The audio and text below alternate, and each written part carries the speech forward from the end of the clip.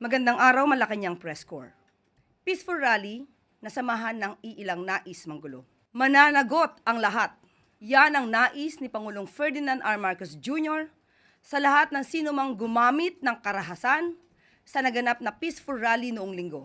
Bilang isang public servant, pinakinggan ni Pangulong Marcos Jr. ang sigaw ng taumbayan. Managot ang lahat ng sangkot. Kaisa ng taumbayan si President Marcos Jr.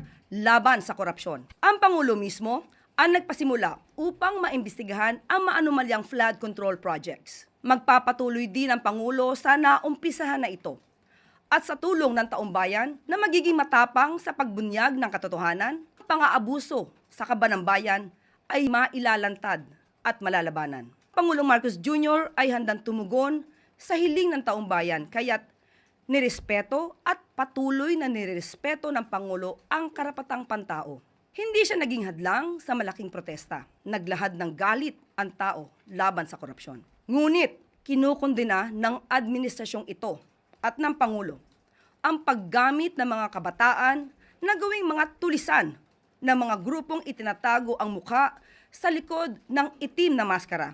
Itim kung maituturing. Hindi sila rallyista na may lehitimong adhikain laban sa korupsyon, kundi gumawa lang ng kaharasan, magnakaw, manunog, at manira.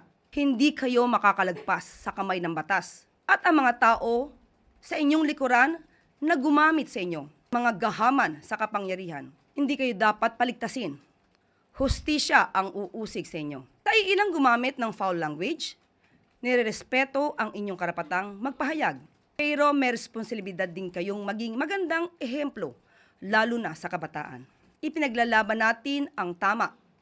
Idaan natin sa paraang tama.